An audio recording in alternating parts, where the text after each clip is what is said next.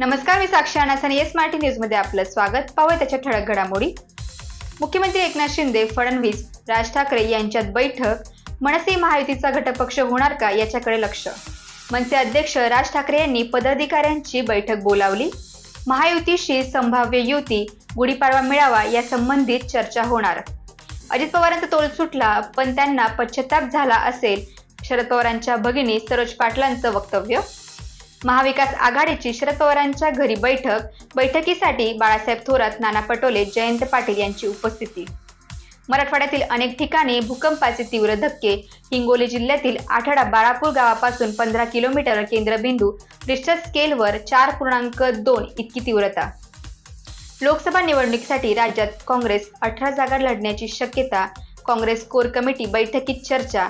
तर सांगलीतून विशाल पाटील, सोलापूरमधून प्रणिती शिंदे तर धंगेकर यांच्या नावावर जवळपास निश्चिती. आता पाहूया ठळक बातम्या विस्ताराने. परळी वैजनाथ येथे जरांगे पाटलांची भव्य सभा आयोजित करण्यात आली होती. जरांगे पाटील संवाद कार्यक्रमात स्टेजवर येण्या अगोदर लोकांनी तुफान गर्दी केली.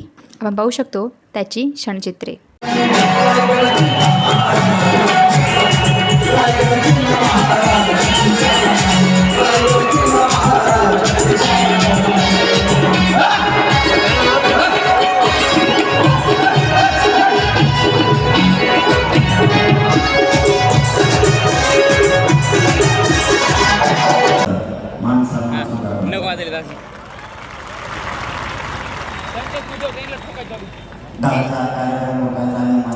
तिकडे बघा, तिकडं पलीकडल्या गार्डनमध्ये बघा, पलीकडल्या मैदानात आज हे काय नाही सांगितलं त्याच्याही आधी राहून करणार पण सुट्टी नाही.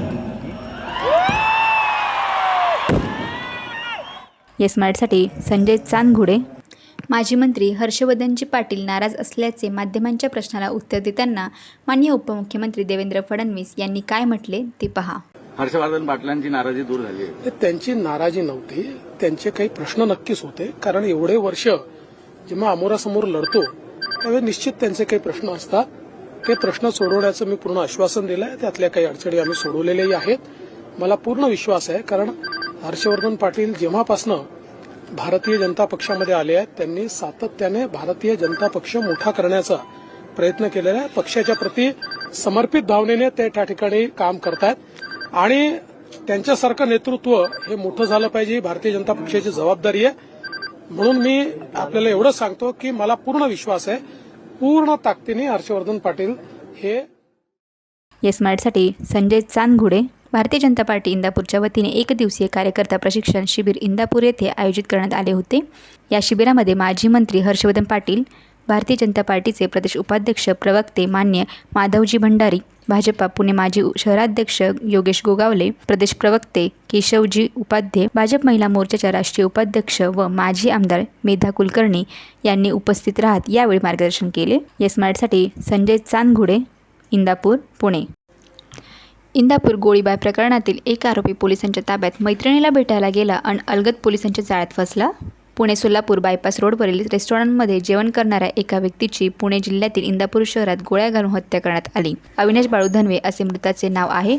तो व्यवसायाने प्रॉपर्टी डीलर होता. मागच्या 5 दिवसापूर्वी रात्री 8च्या सुमारास इंदापूर येथे जगदंबा रेस्टॉरंटमध्ये अविनाश धनवे यांच्यासोबत जेवण घेण्यासाठी 3 जण थांबले. यावेळी रेस्टॉरंटमध्ये 2 जण आले आणि त्यांनी अविनाशच्या डोक्यात थेट गोळी झाडली आणि धारदार शस्त्राने हल्ला केला. या घटनेमुळे इंदापूर चांगलेच हादरून गेले आहे. ही घटना घडल्यानंतर पोलिसांनी वेगाने तपास सुरू केला. यानंतर राहुल चव्हाण हा आळंदी या ठिकाणी त्याच्या मैत्रिणीला भेटण्यासाठी तयार असल्याची माहिती मिळाली. त्यानंतर पोलिसांनी सापळा रचून त्याला अटक केली. सध्या आरोपी इंदापूर पोलिसांच्या ताब्यात असून पोलीस त्याची चौकशी करत आहे.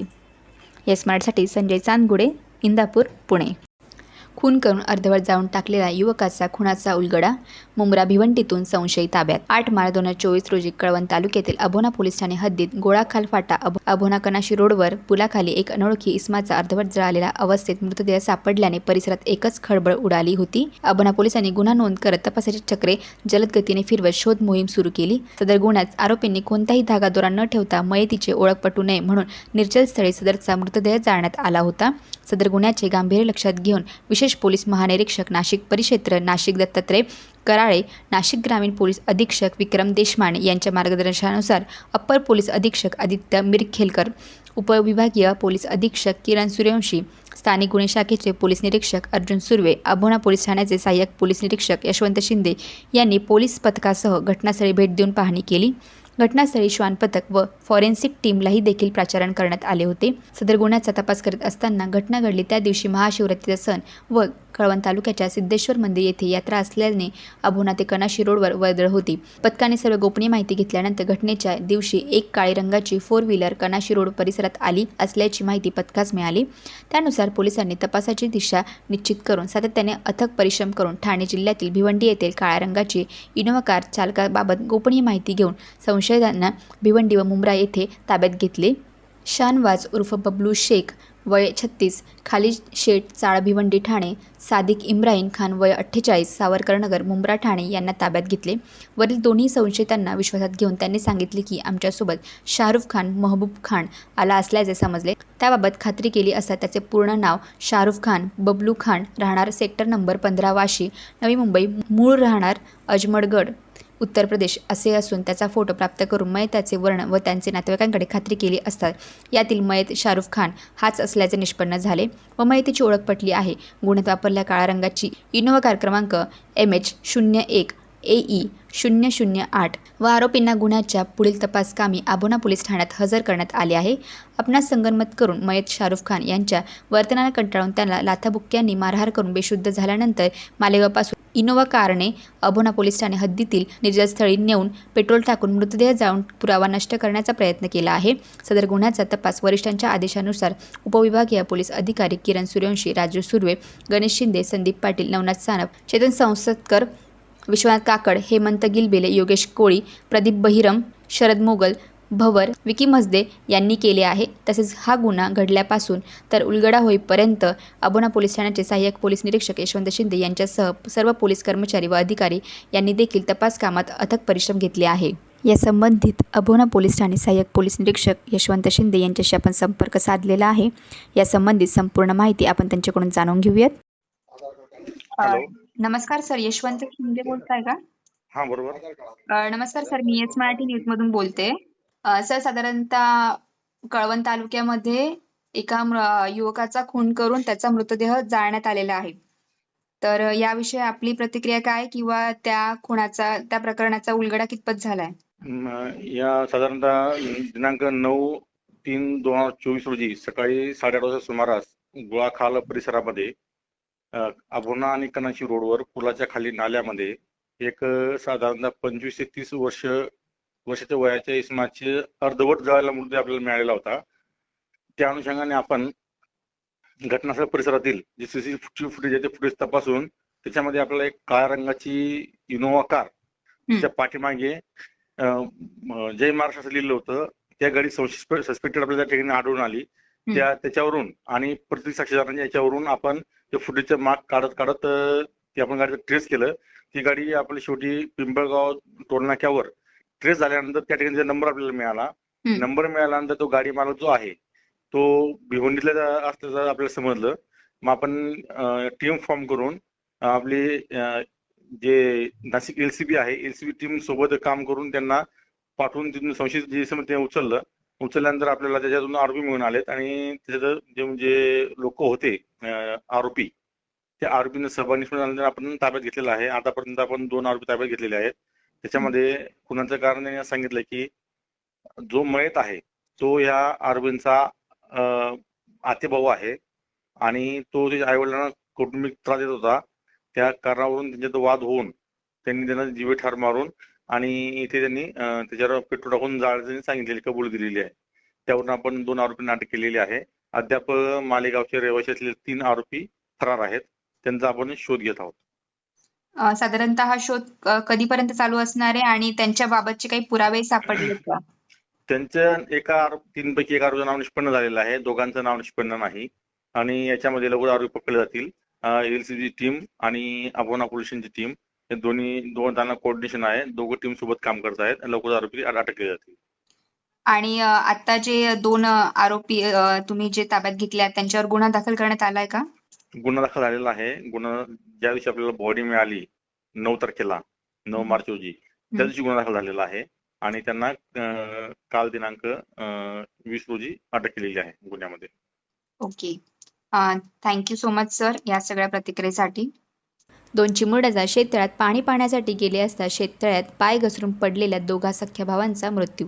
देवळा तालुक्यातील खामखेडा येथील भुटेश्वर शिवारातील गणेश संतोष आहेर यांची दोन्ही मुले दुपारच्या सुमारास कांदे काढणे सुरू असताना शेतात आलेल्या वानरांना हुसकून लावण्यासाठी पाठीमागे गेले असता डोंगराजवळील शेततळ्यात दोघा सख्ख्या भावांचा शेततळ्यात पाय घसरल्याने बुडून मृत्यू झाला. या दुर्दैवी घटनेने खामखेडा व परिसरात हळहळ व्यक्त होत आहे. सविस्तर माहिती अशी आहे की खामखेडा गावातील भुटेश्वर परिसरातील गणेश संतोष आहेर हे आपल्या डोंगराजवळील असलेल्या शेतात वास्तव्यास होते. त्यांची दोन मुलं तेजस व मानव आहेर हे आज सकाळी शाळेतून घरी गेले असतात. दुपारी 3 वाजता शेतात उन्हाळा कांदा काढणे सुरू असल्याने आई वडिलांना मदतीसाठी शेतात गेले होते. दुपारच्या वेळी जंगलात शेतात आलेल्या वानरांना हुसकावून लावण्यासाठी हे दोघे त्यांच्या पाठीमागे गेले होते. जंगलाला लागून असलेल्या सदाशिव शेवाळे यांच्या शेततळ्यात पाणी पाहायला गेले असता मोठा भाऊ तेजस याचा पाय घसरल्याने तो शेततळ्यात पडला. त्याला वाचवण्यासाठी लहान भाऊ मानव याने हात दिला, मात्र तोही शेततळ्यात घसरला. त्यासोबतच असलेल्या 4 वर्ष बहिणीने शेतात पळत येऊन घटनेची माहिती कळवता शेतात असलेले केदा आहेर व इतरांनी शेततळ्याकडे धाव घेतली, मात्र शेततळे अर्धे भरले असल्याने तोपर्यंत दोघांचाही बुडून मृत्यू झाला. यानंतर शेजारी शेतकरी हरीश शेवाळे यांनी शेततळ्यातून दोघा मुलांना बाहेर काढले, मात्र तोपर्यंत दोघांचाही बुडून मृत्यू झाला होता. त्यांना देवळा येथील ग्रामीण रुग्णालयात शवविच्छेदनासाठी पाठवण्यात आले असून त्यांच्यावर उशिरा अंत्यसंस्कार करण्यात आला. तेजस आहेर हा खामखेडा येथील जनता विद्यालयात इयत्ता 6वी तर मानव आहेर हा जिल्हा परिषद शाळा स्थळ वस्ती येथे इयत्ता 2री शिक्षण घेत होता. गणेश अहिर यांच्या दोन्ही मुलांच्या अशा दुर्दैवी घटनेने मृत्यू झाल्याने गाव परिसरात हळहळ व्यक्त होत आहे. येस मराठीसाठी दादाजी हिरे, देवळा. सर्व लोकप्रतिनिधींना मी नम्र विनंती करतो की माझा वैयक्तिक कोणावर आरोप नाही, मी विचार म्हणून तुमच्यापुढे प्रश्न मांडणारे कोणी मनाला लावून घेऊ नका. राजकीय अवस्था अशी कोण कुठे काय कुठे ते मला कळत नाही आणि अशा पद्धतीमध्ये लोकप्रतिनिधी जे निवडून जातात, मी पण काही काळ एखाद्या संस्थेवरती लोकप्रतिनिधी म्हणून निवडून गेलो आणि निवडून गेल्यामुळे मी जर 5 वर्ष काम केलं असेल तर ती जनतेने माझ्यावर दिलेली जबाबदारी आणि मी केलेलं कर्तव्य. आज पैसा हा जनतेच्या कराच्या रूपाने त्या ठिकाणी जमा होतो आणि तो पैसा या ठिकाणी जनतेच्या कामासाठी आणणं हे लोकप्रतिनिधीचं प्रथम कर्तव्य असतं. आणि त्यामुळे माझ्या नेत्यांनी एवढं काम केलं किंवा मागच्याने म्हणणाऱ्यांनी एवढं काम केलं या विचाराचा मी कार्यकर्ता नाही आहे. हा विचाराचा लढा आहे, हा विचाराने व्हायला पाहिजे, कोणी वैयक्तिक त्या ठिकाणी घेता कामा नये. आज दिंडोरी तालुक्यामध्ये जे काही प्रश्न आहे त्या प्रश्नांवरती या ठिकाणी उहापोह होणं गरजेचं आहे, कारण यातून उद्याची लोकशाही बळकट होणार आहे. आणि म्हणून या ठिकाणी कोणीही मनावरती आपले प्रश्न घेऊ नये आणि साधक बाधक चर्चा करावी. आज एका मंत्र्यांनी या ठिकाणी दिलं होतं की 20,000 कोटीचे कामं आणले, कोणी काय दिलं. तर माझं म्हणणं असं आहे की मी एकच उदाहरण देतो या ठिकाणी की आदिवासी उपयोजनेमध्ये 30, 54 आणि 27-22 जिल्हा परिषद स्तर याला 100 कोटी अंदाजे, 50-54, 36 आदिवासी उपयोजना PWD याला 600 कोटी जवळपास मंजूर आहे. बजेट 50-54, 03, 04 सार्वजनिक बांधकाम विभाग म्हणजे जिल्हा परिषद व जवळपास याला 600 कोटी मंजूर आहे. जर याचं दायित्व माझ्यासारख्या कार्यकर्त्यांनी जर विचारलं तर 9% बजेट आहे महाराष्ट्र शासनाचं आदिवासी उपयोजनेचं आणि याचं जर पैसे जर बघितले तर 11,000 कोटी दायित्व आहे. आणि हे मला वाटतं 5 सरकारं जरी आली तरी हे दायित्व जाणार नाही. आणि म्हणून या ठिकाणी मंजूर म्हणून पाठ थोपून घेऊ नका. माझी कळकळीची विनंती, थोडा अभ्यासाने बोला. आज दिंडोरी तालुक्यात आरोग्याचे जे काही प्रश्न आहे या ठिकाणी पैसा कायदा आहे.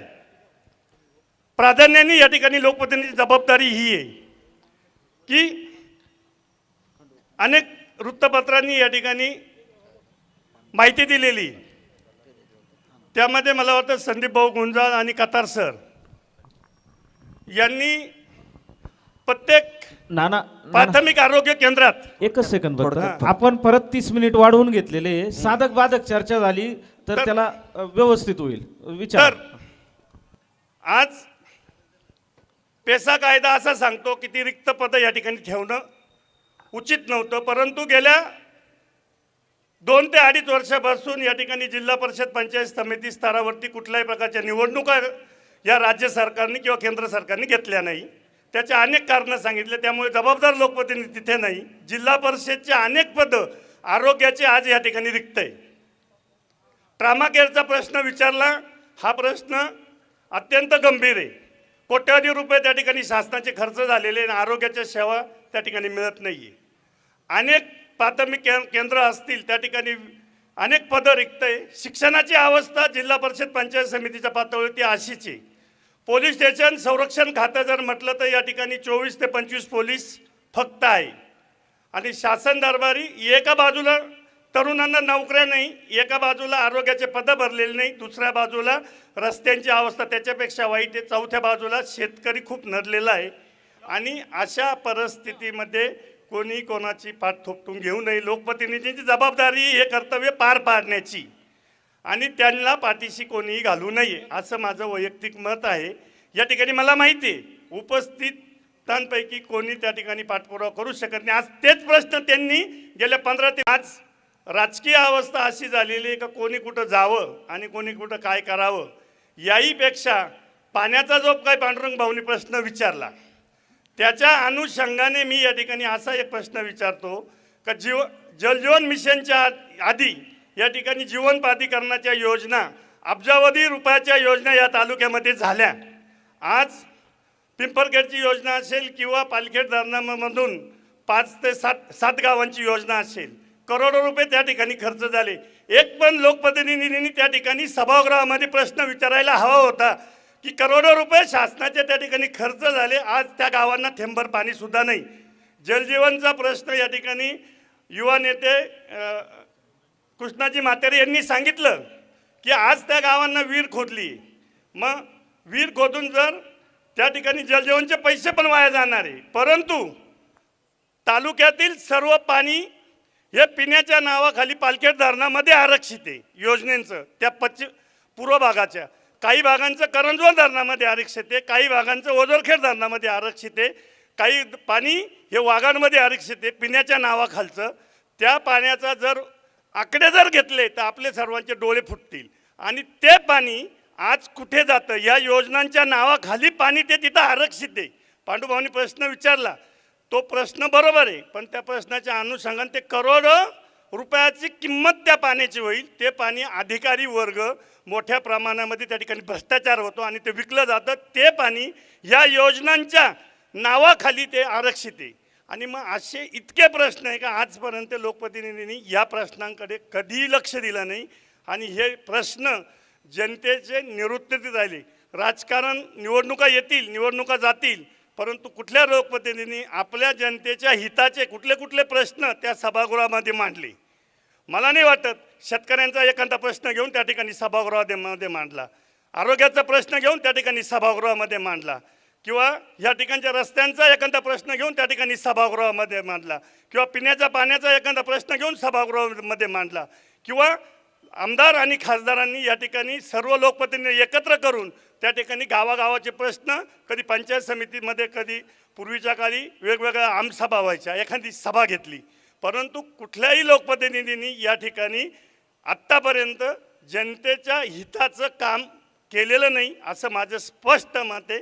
आणि याच्यावरती उत्तर यांच्याकडनं कोणाकडून मला अपेक्षित नाही आहे. जर पदाधिकारी ते या ठिकाणी दोघं जबाबदार असते तर त्यांनी हे कारण हे सर्व माझे मित्र हे आज काल मी यांचा सर्वांचा सहकारी होतो. आज ते वेगळ्या विचारात आहे. माणसं विचारांनी दररोज बदलतात, परंतु विचार म्हणून या ठिकाणी या चॅनलच्या मार्फत मी त्या लोकप्रतिनिधींना विचारतो की आत्तापर्यंत ह्या तालुक्यातील ज्या सभागृहात तुम्हाला निवडून दिलं होतं जनतेचे प्रश्न सोडवण्यासाठी, त्याच्यासाठी तुम्ही सभागृहात किती वेळ कामकाज केलं, किती प्रश्नांवरती त्या ठिकाणी बसले, किती प्रश्न मार्गी लावले. आणि निधी विकास ही निरंतर चालणारी प्रक्रिया आहे. पैसे येणारे, पैसे खर्च होणारे, रस्ते फुटणारे, रस्ते जाणारे, परंतु एखादं असं काम या ठिकाणी किती उभं केलं त्यांनी. उद्या मी तुमच्यामार्फत सांगतो, उद्या किती सेशन सभागृहामध्ये झाले, किती सेशन या ठिकाणी शेतकऱ्यांवरती ते त्या सभागृहाने प्रश्न मांडले आणि किती प्रश्न सोडून घेतले.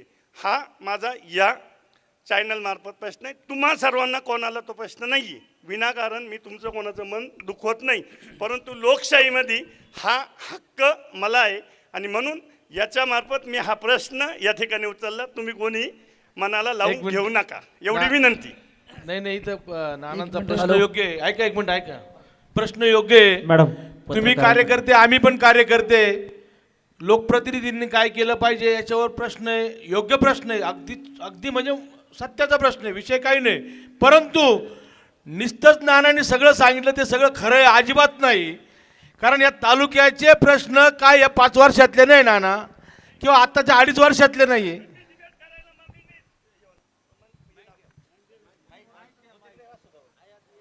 मी तुमच्या मार्फत लोकप्रतिनिधींना प्रश्न विचारले, मी डिबेट करत नाही, खरं नाही आहे. मी आकडे घेऊन बोलणारा माणूस आहे. मी तुम्हाला परत आकडे घेऊन, माझ्या खिशात सर्व आकडे, तुम्ही म्हटलं तर मी 1 तास पण मला माहिती ज्याच्याकडे प्रश्न घेऊन गेला तो सुटला पाहिजे. मी विनाकारण तुमच्याशी मला डिबेट करायची नाही, पण मला जी ही चर्चा ही तुमच्या पण निदर्शनाचं म्हणजे लोकप्रतिनिधीने असं काम उभं करावं.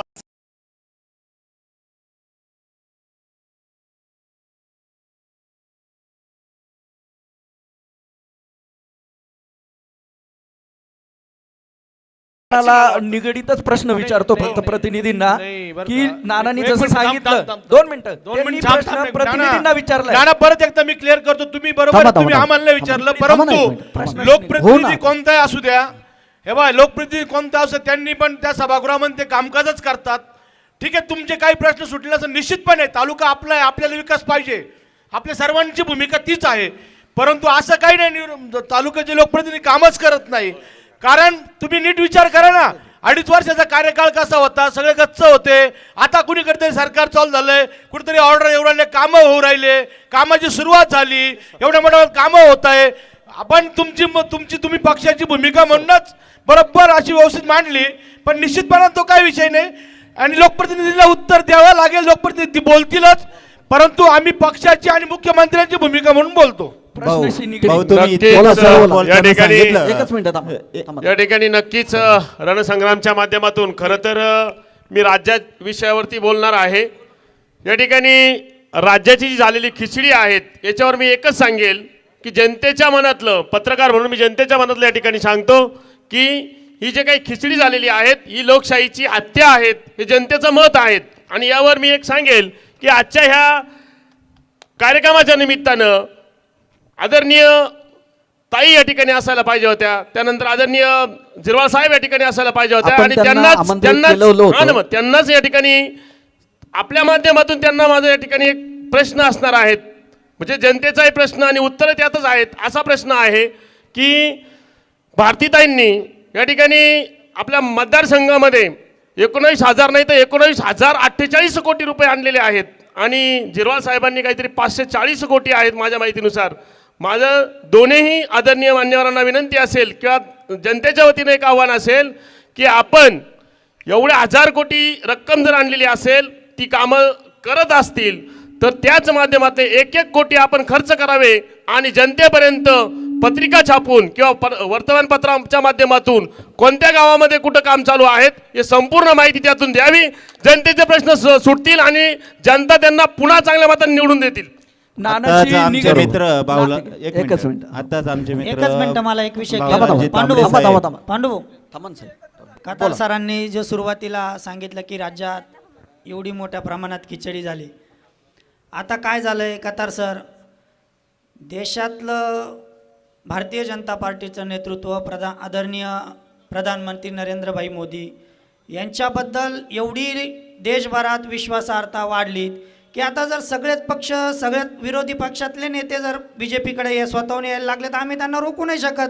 त्याच्यामुळे आम्ही जे येतील त्यांना सोबत घेऊन त्या ठिकाणी सरकार स्थापन करणारच आणि या देशाचा विकास पुढे नेण्याचं आम्ही काम करणारच आहे. आम्ही एकदा कोणाला रोखू शकत नाही. फक्त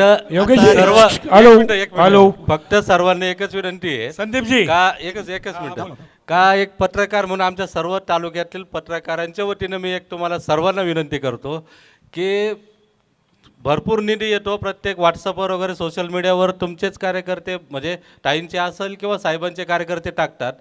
ते टाकल्यानंतर आमच्यापर्यंत पण ती माहिती येते आणि त्यानुसार आम्ही एखादं वार्तांकन करतो आणि साहेबांची जर लिस्ट आली तर आम्ही साहेबांच्या माध्यमातून इतका निधी आला म्हणून आम्ही बातमी करतो. दुसऱ्या दिवशी लगेच ताईचे कार्यकर्ते आमच्यावर आरोप करतात का तुम्ही साहेबांचे माणसं आहात, किंवा ताईंच्या नावाने जर बातमी केली तर दुसऱ्या दिवशी नेमकं साहेबांचे कामं कोणते आणि ताईचे कामं कोणते याच्यात आम्हालाही समजत नाही. तर माझी फक्त एकच विनंती आहे, या प्रश्नाचं उत्तर कार्यकर्त्यांपेक्षा दोन्ही साहेब आणि ताई दोन्ही एकत्र येऊन बसून एक म्हणजे पत्रकार आणि जनतेसमोरच कोणते काम त्यांचे हे एकदा यादी समोर आणावी, म्हणजे आमचा देखील आमच्या मनावरचा भार कमी होईल एवढीच अपेक्षा तुमच्याकडून मी आमच्या पत्रकारांच्या वतीने करतो. आता आमचे मित्र बाळाजी तांबडे साहेब यांनी सांगितलं की अडीच वर्ष एकत्र घेतो. नाही थांबा, उत्तर घेऊ द्या त्या प्रश्नाचं.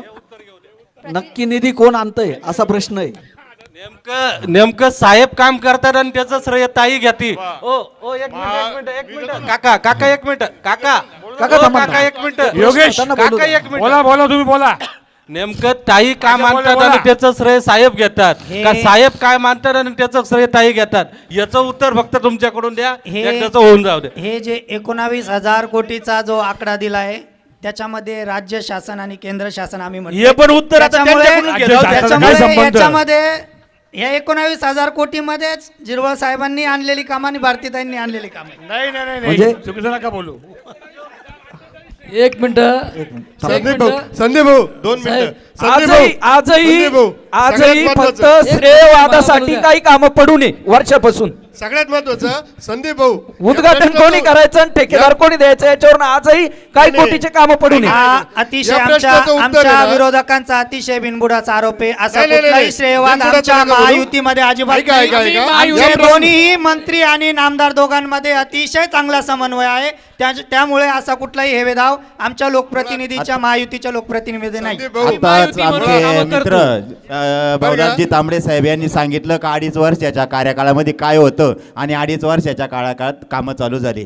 तर पहिल्यांदा त्यांनी त्यांच्या मनोगतात सांगितलं होतं का कोरोनाचा काळ होता त्याच्यामुळे 2.5 वर्षात काय झालं आणि त्याच्यानंतर काय. परंतु मी सर्व माझ्या पत्रकार मित्र असतील सर्व इथं उपस्थित नागरिकांना सांगू इच्छितो की त्या 2.5 वर्षाच्या कार्यकाळामध्ये माननीय पक्षप्रमुख उद्धव साहेब ठाकरे यांनी शेतकऱ्यांची 2 लाख रुपयाची कर्जमाफी केली आणि जे रेग्युलर शेतकरी आहे कर्ज भरणारे त्यांना 50,000 रुपये प्रोत्साहनपर अनुदान देण्याची तरतूद केली. परंतु त्या कोरोनाच्या काळात थोडं का होईना शेतकऱ्यांची बाजू घेणारा कुटुंब प्रमुख पक्षप्रमुख होता. कोरोनाचा काळ असताना जास्त कामं करता नाही आली, परंतु नुसता 2.5 वर्षाचा कार्यकाळ लावून नाही धरला पाहिजे. आणि त्याच काळामध्ये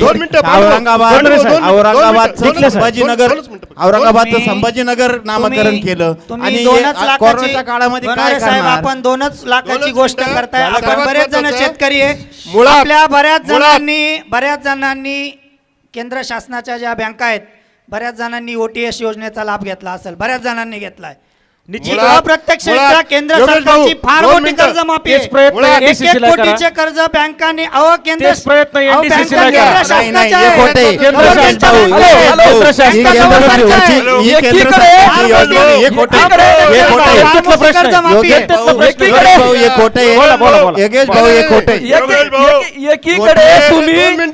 बँकांचं सेटलमेंट सांगू राहिले आणि तुमची केंद्राची नाही आहे.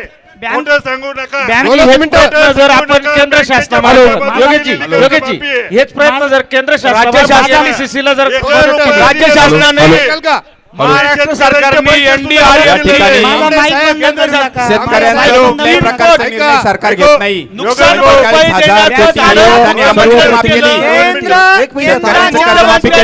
नॅशनलाइज बँकांच्या सरकारचं सगळं खरकट मुख्यमंत्र्यांनी क्लिअर केलं. नॅशनलाइज प्लीज एक मिनिट सर्वांना विनंती आहे. शेतकरी म्हणून मी एक प्रश्न विचारितो योगेश भाऊ आणि भाऊलाल तांबडे या दोघांना. आपल्या तालुक्यामध्ये सन्मान योजनेचे पैसे सुद्धा अजून बहुसंख्य शेतकऱ्याला मिळत नाही. त्याचप्रमाणे अवकाळी पावसाने 21 सालामध्ये 22 सालामध्ये 23 सालामध्ये आणि 24 सालामध्ये जी गारपीट झाली याचे सुद्धा अजून शेतकऱ्याच्या खात्यामध्ये निम्म्या लोकांचे पैसे आलेले नाहीये. हे खोटं सांगू नका आणि ऐका ना, बोलू नका. तुमचं- लोकप्रतिनिधींपर्यंत हे तुमचा- पोहोचवा. आणि जी कर्जमाफी सांगितली योगेश भाऊनी OTS ही बँकांनी दिली, ही सरकारनी नाही दिली. नॅशनलाइज कुठल्याही बँकांची राज्य सरकारने नॅशनलाइज बँकांची वित्तीय तूट कोण भरून देतं? केंद्र सरकारच पैसे देतं. 2 मिनिटं केंद्र सरकार पैसे NDCC द्या. नॅशनलाइज बँकांची NDCC द्या ना. वित्तीय तूट भरायला सगळ्यात केंद्र महत्त्वाचं- शासन पैसे देतं. योगेश भाऊ, सगळ्यात महत्त्वाचं तुम्ही या ठिकाणी- ऐका तुम्ही 2.5 वर्ष ज्यांनी भोगली त्यांनी स्वतःची पाठ थोपटून घेऊ नये आणि आता जे भोगताय यांनी स्वतःची पाठ थोपटून घेऊ नये. शेतकऱ्याच्या बाबतीत शिवसेना एकत्र असताना यांनी घोषणा केली होती, एकच नारा 7-12 कोरा. 7-12 कोरा नाही केला, 2 लाखाचे तुम्ही त्याही वेळेला शेतकऱ्याच्या तोंडाला पानच पुसले. कोणीच आपली शेतकऱ्याच्या बाबतीत कोणीच आपली पाठ थोपटून घेऊ नये. या ठिकाणी तुम्हाला सांगतो परंतु जिल्हा बँकेसारखे आमच्या मित्रांनी आज एक बरोबर भूमिका मांडली. परंतु 19,48 कोटी रुपयाची माफी केली योगेश भाऊ. तर माझं एक विनंती आहे की आपण राज्य सरकार राज्य बँकेकडे जर 750 कोटी जिल्हा बँकेला दिले तर आज हे शेतकरी ना इकडे तिकडे फिरले नसते एक कामाला. मिनिट ऐका, पहिले उत्तर क्लिअर होत्या. एक मिनिट भावला. या सरकारनी मागच्या सरकारनी ज्यावेळेस ते निर्णय पांडुरंग भाऊ घोषित केले ना, ते सरकारचं संपूर्ण कर्कट या महायुतीच्या सरकारने भरलं. NDRF नुसार लक्षात घ्या, NDRF नुसार या शेतकऱ्यांसाठी हे सरकार खंबीरपणे उभं आहे, शेतकऱ्यांच्या पाठीशी आहे. तुम्ही हे बघ, ठीक आहे, काही अडचणींचा सामना करत असताना निश्चितपणे जिल्हा बँक वाचली पाहिजे, शेतकऱ्यांना कर्ज माफ झालं पाहिजे, शेतकऱ्यांसाठी काय अनेक महत्त्वाचे निर्णय घेत आहे. तांबडे साहेब शेवटचे 5 मिनिट आहे. एकच प्रत्येक नारा, पक्षाची 7-12 आपण प्रत्येक पक्षाची आपण भूमिका घेऊया. 2 शब्दात फक्त प्रत्येक पक्षाची भूमिका घेऊ. तुम्हाला संधी देतो, शेवटचे 2 सुनील भाऊ, 1 मिनिट. एका पक्षाची बरं विरोधकांची घेऊ आधी, म्हणजे सत्यवाली उत्तर देतील. शेवटचे 2 मिनिट आहे तुमचा. 2 शब्दात प्रश्न द्या. शेवटचे 2 मिनिट. आता तुम्ही जे शेतकऱ्याच्या कर्जमाफीवरून जे आतापर्यंत बोलत होते, फक्त दोन्हीही शिवसेनेच्या दोन्हीही गटांनी मला या प्रश्नाचं उत्तर द्यावं. एकच नारा 7-12 कोरा या घोषणेचं पुढं काय झालं? आणि दुसरी महत्वाची गोष्ट का याच्यामध्ये थोडक्यात पण मनोज भाऊ थोडक्यात याच्यामध्ये जवळपास शेतकऱ्यांच्या योजनेसाठी शेवटला आपण पत्रकारांचे विचार घेणार आहे. या पटक्यात थोडक्यात काँग्रेसचे काँग्रेस बोला शिंदेजी. सगळ्या पक्षांचे शेतकऱ्यांसाठी 1851 कोटी रुपये खर्च केले म्हणे. या 1851 कोटी रुपयात NDCCचा वारंवार ऐका ना, तुमच्याकडे उत्तर घ्यायला येतोय. सुनील भाऊ, एक विषय उत्तर घ्यायला येतोय तुमच्याकडे. NDCCचा आपण वारंवार मुद्दा उपस्थित करतो. या सर्व शेतकऱ्यांप्रती चर्चेचा शेतकऱ्याची निष्कर्ष बच्चे, सगळ्यांना सहानुभूती आम्हाला. आधी घ्यायचं. आपण 2-3 दिवसापूर्वीच अनेक पेपरला बातम्या वाचल्या. NDCC खरी अडचणीत आणली कोणी? नियम बाह्य कर्ज वाटले कोणी? सुनील भाऊ आणि NDCC बद्दल आज हे करताय. आज छातीडोकपणे सांगतो, आज विविध कार्यकारी सोसायट्या बोलू द्या. सुनील भाऊ, 1 मिनिट. फार महत्वाचा विषय येणार आहे. उत्तर तुम्हालाच द्यायचंय. जिल्हा बँका अडचणीत आणल्या कोणी? सर्वप्रथम हे सांगा. आम्हाला प्रश्न विचारते. उत्तर तुम्हालाच द्यायचंय. प्रश्न घेऊ द्या. ऐका, माननीय या देशाचे कृषी मंत्री शरद पवार साहेब श्यामजी काँग्रेस हा बोला. सगळे एक सत्तेत होते ना, आज एकमेकावर तुटून पडले. सुनील भाऊ बोलले ना. प्रकाशजी तुम्ही बोला प्रकाश भाऊ बोला. आम्ही तुमच्यात सत्तेत नव्हतो, ऐकून घ्या. अगदी बरोबर आहे. आमचं बोला म्हणणं ऐका आधी. एक मिनिट. आमचं 5 वर्ष असे का सगळे सत्तेत होते? आमचं म्हणणं हो. जनतेची दिशा बोलू नका कर, तुम्ही बोलू ना. 5 वर्ष सगळे सत्तेत. 70 वर्ष सत्तेत होते. 70 वर्ष. एक मिनिट आमचं ऐक. भारत स्वतंत्र झाल्यानंतर आपण 70 वर्ष सत्तेत योगेश होता. भाऊ, आमचं ऐकणार का नाही तुम्ही? प्रश्नावर या. 1 मिनिट प्रश्न बोला. हा, माझं असं म्हणणं आहे का आता लोकसभेचे इलेक्शन आले तोंडावर. गेल्या 20 वर्षापासून BJPचा खासदार आहे, भारतीय जनता पक्षाचा. गेल्या 15 वर्षापासून आमदार आता जे सत्तेत ते तुमच्याच कृपेने. ऐका तुम्ही. एक तर बरोबर आहे. बोला नाही तर आम्हाला बोलू. बोला ना. मला एक यांना विचारायचंय माझी एक विनंती, दोनच विरोधी पक्ष नेते राहिलेत, निदान तुमच्यात तरी समन्वय ठेवा बोलताना. एक मिनिट योगेश होईल. मला तुम्ही एक सांगा, गेले 20 तुमच्यातले कोण यायचं असेल तर आम्ही स्वागत करू, काळजी नका करू.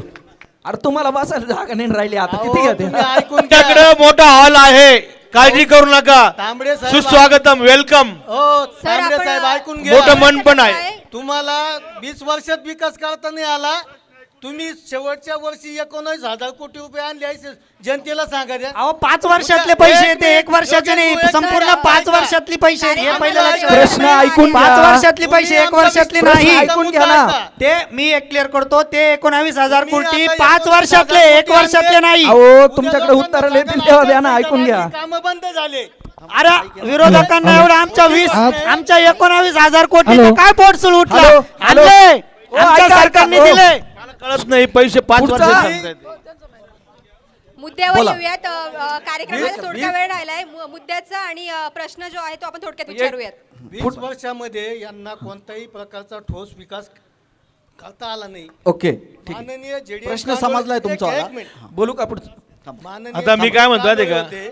65 वर्ष काही केलंच नाही. हो एक मिनिट. हा, 70 वर्ष. तांबडे साहेब एक मिनिट ऐका. बोला बोला. खासदार कांडोळेंच्या माध्यमातून पाणीवाडी प्रकल्प त्यांनी आणला, असा हो. भारतीय जनता पार्टीच्या पक्षाच्या खासदारांनी 3 पिढ्या गेल्या, आता यांनी काय सांगायचं 4थ्या पिढीला? 70 वर्षात काय केलं, 70 वर्षात काय केलं ते आधी सांगावं. योगेश भाऊ उत्तराला तुमच्याकडे निश्चित येऊन तुम्हाला पूर्ण वेळ देऊ. 70 वर्षात काय केलं मग आम्ही 10 वर्षात. 70 वर्ष शेवट तुमच्याकडेच होणार, उत्तर तुम्हालाच द्यायचं. थोडक्यात मांडतो. पत्रकारांचा प्रश्न घ्या. थोडक्यात मांडतो. पत्रकारांचा प्रश्न यांनी घ्या. 70 वर्ष काय केलं, 70 वर्ष देश लुटला. शेतकरी म्हणून एकच प्रश्न आहे की जर आपल्या तुम्ही शेतकरी लोटून बांधवांना बाहेर पाठवला का? रात्रीच्या वेळी पाणी भरायची वेळ येत असेल आणि बिबटे येत असतील तर काय केलं पाहिजे नेमकं, हा या प्रश्नाचं उत्तर महत्वाचं मला दिलं माझा पाहिजे. पुढचा प्रश्न आहे. प्रश्न भगवानजी का? शेतकरी म्हणून मी विचारलंय. कातर सर, भगवानजी गायकवाड. योगेश भाऊ आज आपण हो, ही एक चर्चा मिनिट, एक मिनिट. मला त्यांचा मुद्दा, मला मुद्दा खाली बसा, खाली बसा. तुम्ही खाली बसा पहिले. ओ भगवान भाऊ तुम्ही बोला. थांबा ना. चला. थांबा. सामान्य लोकांचे प्रश्न घ्या आता पुढचे. एक मिनिट. मी तुम्हाला वेळ दिला ना. तुम्हाला वेळ दिला ना.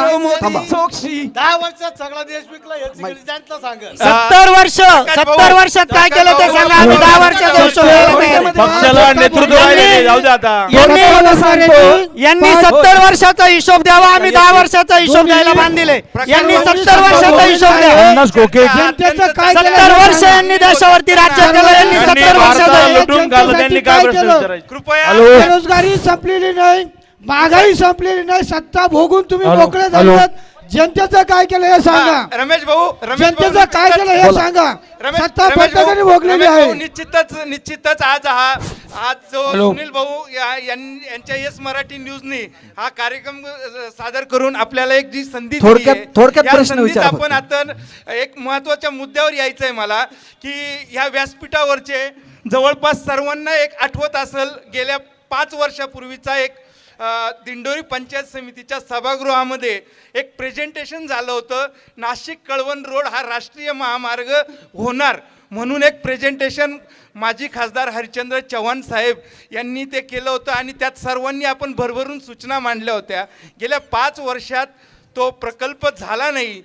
तो प्रकल्प व्हावा, आज ते जबाबदार लोकप्रतिनिधी इथं नसतानाही तो प्रकल्प व्हावा ही इथल्या जनतेची अपेक्षा आहे. आणि दुसरं एक का हा आपला कार्यक्रम लाईव्ह बघत असताना ज्या लोकांनी प्रतिक्रिया दिलेल्या आहेत त्यात एका बाहेरून जो कार्यक्रम आपला लाईव्ह बघताय त्यांची एक प्रतिक्रिया आली का आपल्या तालुक्यात 108 रुग्णवाहिका आजारी आहे, तिला दुरुस्त कधी करणार आहात का? पुढचा मला असं सांगायचंय, प्रश्न महत्त्वाचा. थोडक्यात बोलतो. या देशाचे कृषी मंत्री माननीय शरदराव पवार साहेबांनी त्यांच्या कार्यकाळामध्ये शेतकरी निर्यातक्षम बनवला होता. परंतु या BJP सरकारच्या काळामध्ये उत्पादनात वाढ तर नाही झाली, परंतु वस्तू जे शेतकरी खरेदी करतात त्यांच्यावरती GST लावली आहे. मग ती GST खते, पंप, शेती अवजारे, दूध, गहू, तांदूळ अशा उत्पादनांवर शेतीवरती GST लावली. यावरती कधी लोकसभेमध्ये आमच्या तालुक्याचा लोकप्रतिनिधी प्रश्न मांडणार आहे की नाही? 6,000 कोटी रुपये नफ्यामध्ये विमा कंपन्या आहेत. मग विमा कंपन्यांनी मग प्रश्न मांडला तर मग यांनी अनुदान दिलेत की नाही यावरती आपले- आमच्याकडे लोकप्रतिनिधी आहे की नाही? शंभू त्याचप्रमाणे अनुदान जर दिले असते तर आमच्या मनसेने विमा 30 कंपन्या फोडल्या लाख असत्या का? 30 लाख कोटी रुपये कंपन्यांना माफी दिली, मग शेतकऱ्यांना का नाही? यावरती कधी लोकप्रतिनिधी बोलणार आहे की नाही?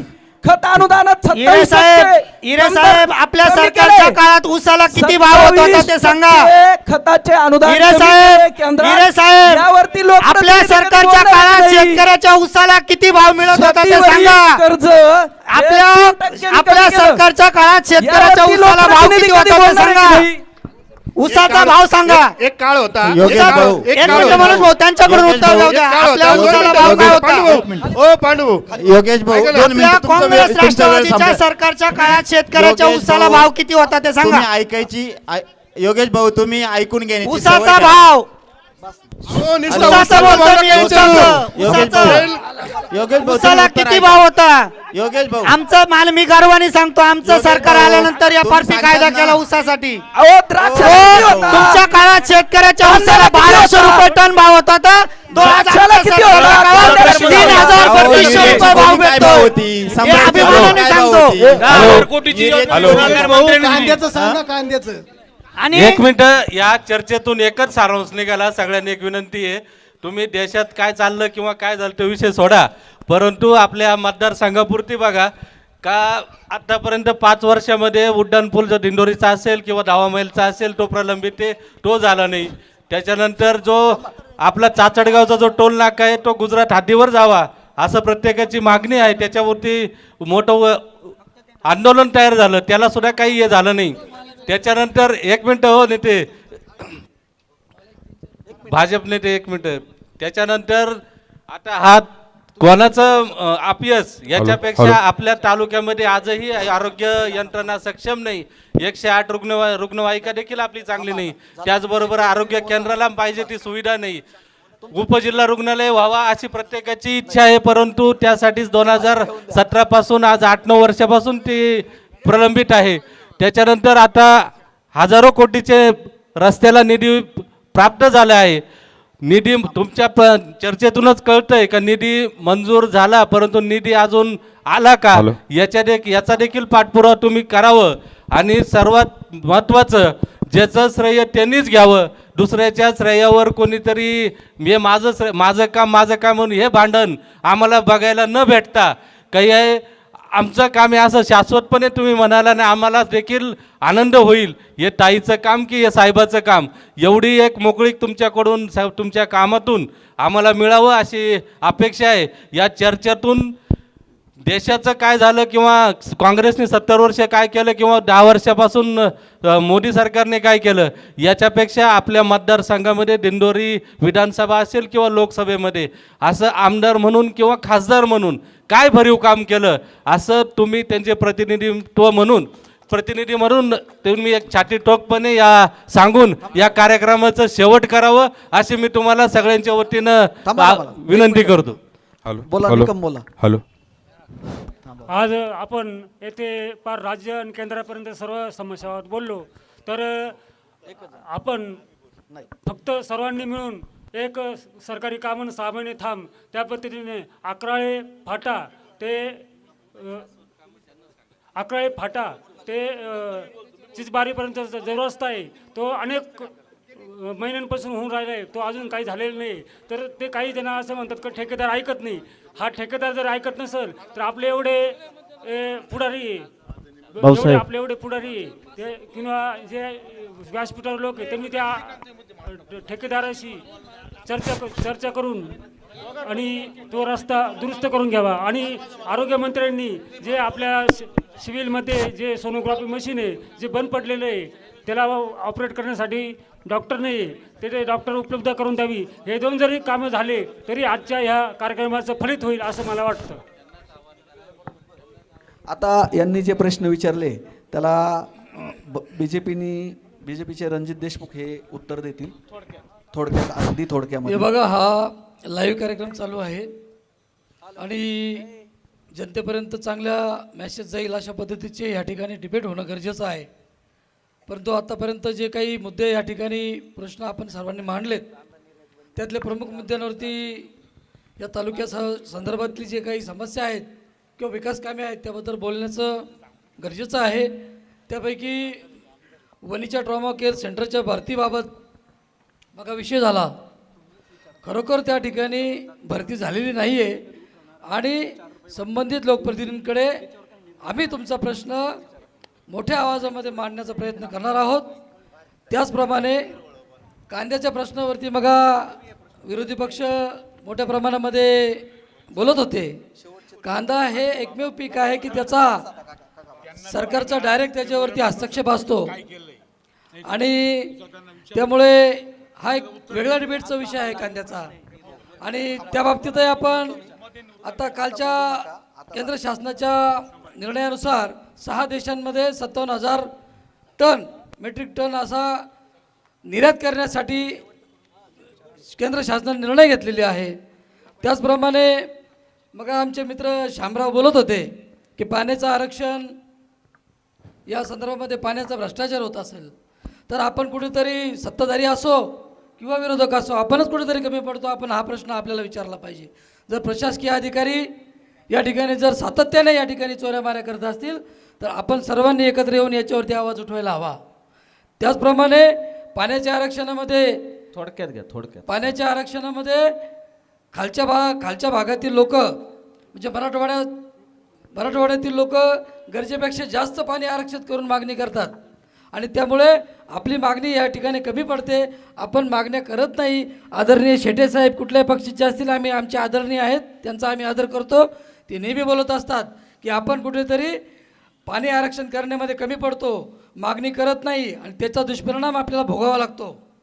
त्याचप्रमाणे बेरोजगारीच्या बाबतीमध्ये मग विषय झाला. वाढत्या लोकसंख्येची मोठी समस्या आहे. कुठलंही सरकार असेल तर हा प्रश्न सोडवणे तसं बिकटच आहे. परंतु लाखो विद्यार्थी युवा कॉलेजमधून बाहेर पडतात शिकून आणि सगळ्यांना सरकारी नोकरी मिळणं कुठल्याही सरकारला शक्य नाही आहे. त्यामुळे या ठिकाणी 11 MIDCमध्ये जो रिलायन्सचा प्रोजेक्ट मोठा आलेला आहे या ठिकाणी कमीत कमी 20 ते 22 हजार लोकांना बेरोजगारांना संधी आहे रोजगार मिळण्याची आणि भविष्यात अनेक रोजगार या ठिकाणी उपलब्ध होणार आहेत. त्याचप्रमाणे स्थानिक स्वराज्य संस्थांच्या निवडणुकांच्या बाबतीत मागे प्रवीण नानांनी विषय घेतला की स्थानिक स्वराज्य संस्थांच्या निवडणुका का होत नाही. परंतु हा विषय न्यायालयीन आहे. रणजितजी हा विषय सर्व प्रश्न आपण तुमच्या प्रतिनिधीकडून घेतले ना. शेवटचा आहे. हा न्यायालयीन विषय असल्यामुळे आपण त्याच्यावर बोलणं उचित होणार नाही.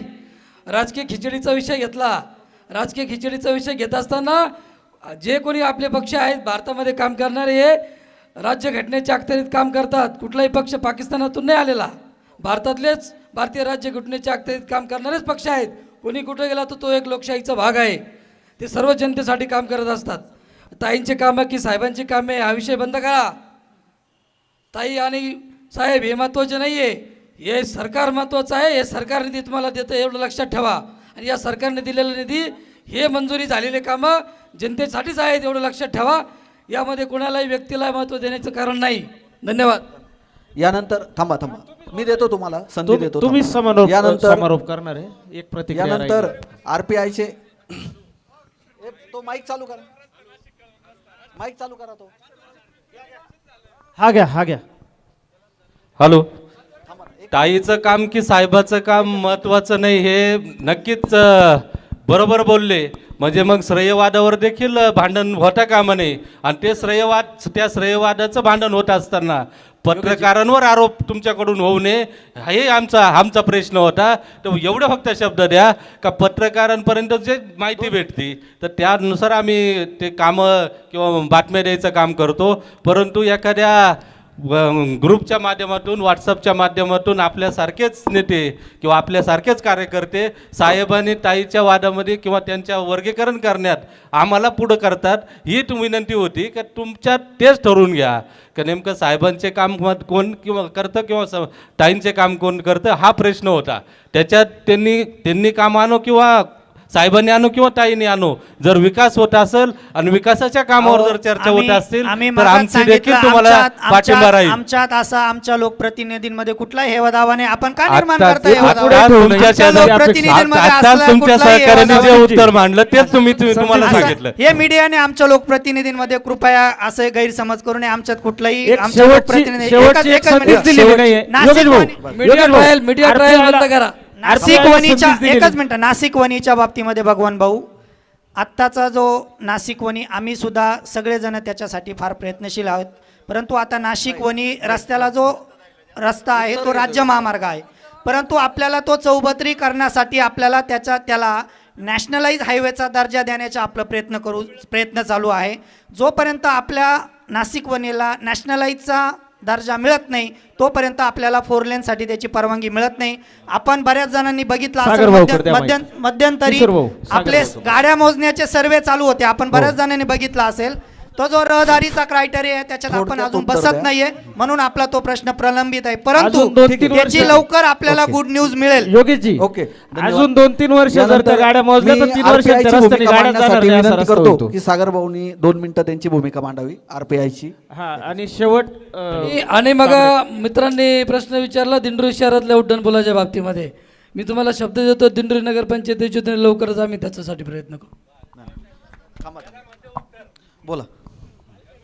या ठिकाणी आज यस मराठी न्यूज आणि गावकरण साप्ताहिक प्रश्न विचारा. प्रश्न घ्या, तुमची भूमिका मांडा. ह्या देशामध्ये विरोधकांनी नेहमी सांगितलं जातं की डॉक्टर बाबासाहेब आंबेडकरांची भारतीय जनता पक्ष ही घटना बदलणार आहे. मोदी साहेब जिथे जिथे बाहेरच्या देशात जातात, बाहेरच्या वेगवेगळ्या देशात जातात, तिथे नेहमी सांगतात बाबासाहेब आंबेडकरांच्या प्रतिमेला पहिले ते पुष्प अर्पण करतात, फोटोला आणि पुतळ्यांना देखील अभिवादन करतात. तर मोदी साहेब काय घटना काय बदलणार नाही. त्यांच्याबरोबर नामदार रामदासजी आठवले साहेब देखील त्यांच्याबरोबर सरकारमध्ये सहभागी आहेत. मोदी साहेब, आठवले साहेब, शिंदे साहेब, फडणवीस साहेब अगदी चांगल्या प्रकारचे या देशामध्ये, या भारतामध्ये, महाराष्ट्रामध्ये अगदी चांगले निर्णय घेत आहे. आम्ही सुद्धा या सत्तेमध्ये सहभागी आहोत. आम्हाला जरी लेट संधी मिळाली असेल, आम्ही लेट जरी असलो योगेश भाऊ, पण तुमच्याबरोबर सोबत थेट आहोत. आमची शेवट मुख्यमंत्र्यांचे प्रतिनिधी म्हणून शेवट भाऊलालजी तांबडेंकडून आपण काही उत्तर घेऊया. आपल्याकडे थोडे काही शेवटचे सेकंद बाकी. साहेबांसारखं असं ज्याच्याशी युती त्याची स्तुती, ज्याच्याबरोबर युती त्याची करतो आम्ही माती, तर आम्ही काही कोणाची माती करणार नाही, हे लक्षात ठेवा. आम्हाला जरी तुम्ही संधी लेट दिली पण आम्ही तुमच्यावर थेट आहे. महाराष्ट्रात घटनेचं काय चालू आहे? महाराष्ट्रात काय घटनेची काही पायमल्ली जशी काँग्रेसच्या काळामध्ये झाली तशी काही झाली नाही. आमचे मित्र काही मग उठून गेले, पण आज जे काँग्रेसला बाबासाहेब आंबेडकरांच्या काँग्रेस सत्तेमध्ये होतं, खेळीमेळीत आपली चर्चा पार पडली. बाबासाहेब आंबेडकरांचा ज्यांनी छळ केला त्यांच्या आज मांडी लावून बसण्याचा आज काही लोक काय प्रयत्न करत आहे हे देखील आपण तपासून पाहिलं पाहिजे. बाऊलालजी, थोडक्यात आपण आता कार्यक्रमाच्या शेवटाकडे येतोय. मी बाऊलाल तांबडे यांना विनंती करतो. त्याच्यानंतर एक सत्कार राहिलेला आहे. पहिले प्रथम मी लोकप्रतिनिधी नाहीये ही सर्वांची तुमची खंत होती, बरोबर आहे. परंतु एक कार्यकर्ता म्हणून प्रत्येक जण, विरोधी पक्ष असतात, सत्ताधारी असतात, सर्वांनी त्यांचेच प्रतिनिधी म्हणून आम्ही भूमिका मांडत होतो. परंतु आपण जर म्हणले त्यांच्याकडून उत्तर हवे, मग इथं आम्ही काय, इथले लोक काय साठी बसलेले?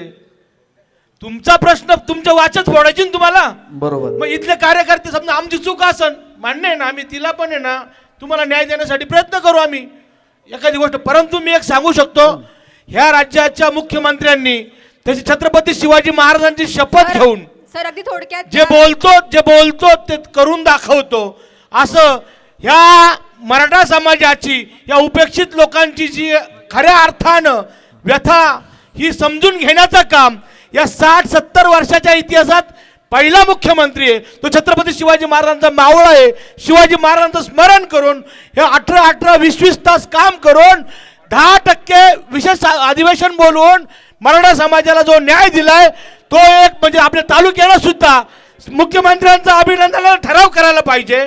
आणि खऱ्या अर्थानं या राज्याची मुख्यमंत्र्यांची, त्या सहकाऱ्यांची पोटतिडक बघून, त्यांचं कार्य बघून लक्षात घेतलं पाहिजे. काम करणारा नेता असावा, काम करणार, पक्ष उपस्थित करणं पण नुसतं माणसाने प्रश्न उपस्थित करणं बरोबर आहे. एक मिनिट धन्यवाद तांबडे साहेब. यानंतर एक जनतेतून शेवटचा प्रश्न आहे जनतेतून. शेवटचा प्रश्न अवलाल, कार्यक्रमाचा धनगर आरक्षण काय? धनगर आरक्षण धनगर आरक्षणाचा प्रश्न वर्षानुवर्ष प्रलंबित असलेला प्रश्न आहे. त्यासाठी सुद्धा मुख्यमंत्री हाही शब्द या मुख्यमंत्र्यांचा होता की धनगर समाजाला आरक्षण देणारच. निश्चितपणे प्रयत्न चालू आहे. छत्रपती महाराष्ट्र शासनाने कमिटी नेमली आहे.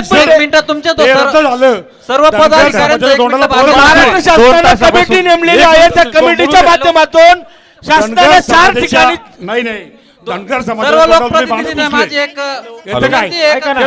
जसा मराठा समाजाला न्याय मिळाला धनगर समाजाला सुद्धा न्याय मिळणार. जनतेतला प्रश्न आहे जनतेचा. धनगर समाजासोबत केलं. दिंडोरी शहरामध्ये काम करत असताना आम्हाला ग्रामीण रुग्णालयात जी अडचण येते, दिंडोरी शहरात जे नाशिकला न जाता दिंडोरीलाच झालं पाहिजे, हीच आमची दिंडोरी शहराच्या वतीने तुम्हाला एक सर्व लोकप्रतिनिधींना जेवढे स्टेजवर आता बसलेले यांनी सर्वांनी मिळून प्रयत्न करून लवकरात लवकर जिल्हा रुग्णालय जसं नाशिकचं आहे तसं दिंडोरीत उपरुग्णालय होऊन आणि सर्व सुविधा इथं उपलब्ध करून द्याव्या एवढीच तुमच्या सर्वांकडून निश्चितपणानं परंतु दिंडोरी स्वराज्याचे संस्थापक छत्रपती शिवाजी महाराज यांच्या पुतळ्याचं आवाहन करणार होते.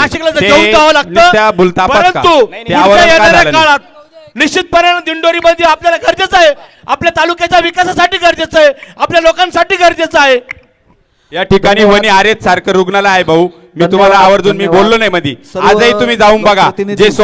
जे आज 19,048 कोटी रुपये आहेत, आजही जा तिथं पाणी गळतंय. ते इतकं वाईट वेगवान सरकार गतिमान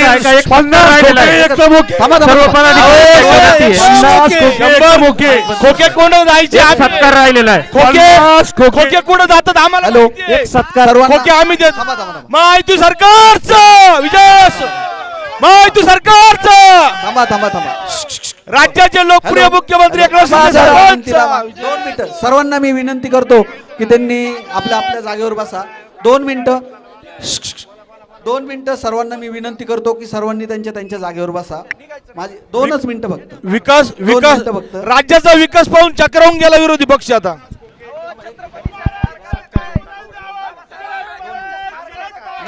हॅलो प्लीज यानंतर एक सत्कार राहून गेलेला आहे. आमचे ज्येष्ठ पत्रकार आदरणीय विलासजी ढाकणे इथं उपस्थित झाले. त्यांचा सत्कार राहून गेलाय. मी त्यांना विनंती करतो की त्यांना सत्कार करावा.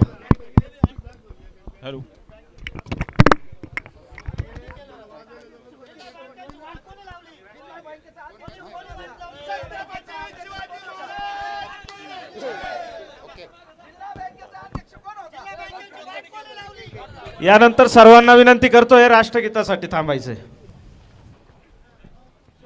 शिवाजी महाराजांचं स्मारक समुद्रात झालंच पाहिजे. कृपया या ठिकाणी आता राष्ट्रगीत होणार आहे. सर्वांनी शांत बसायचं आहे.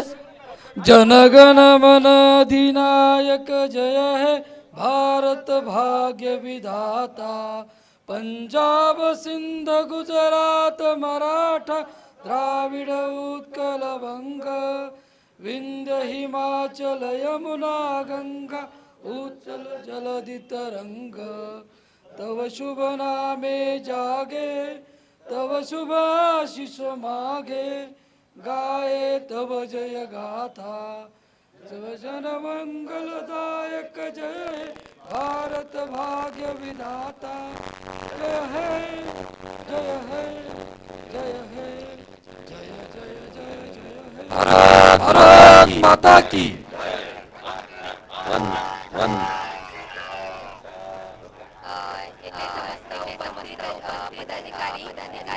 राजकीय पक्ष आणि जनता आणि त्यांचे मी आभार मानते की या कार्यक्रमाला आपण आलात, या कार्यक्रमाला उपस्थित राहिले त्यासाठी सगळ्यांचे आभार मानते. असाच एका नव्या कार्यक्रमासह आपण आपल्या नव्या भागात भेटणार आहोत तुमच्या तालुक्यात. अशाच प्रकारच्या ताज्या घडामोडींसाठी येस मराठी न्यूज यूट्यूब चॅनलला शेअर करा, सबस्क्राईब करा, लाईक करा आणि पाहत राहा येस मराठी न्यूज.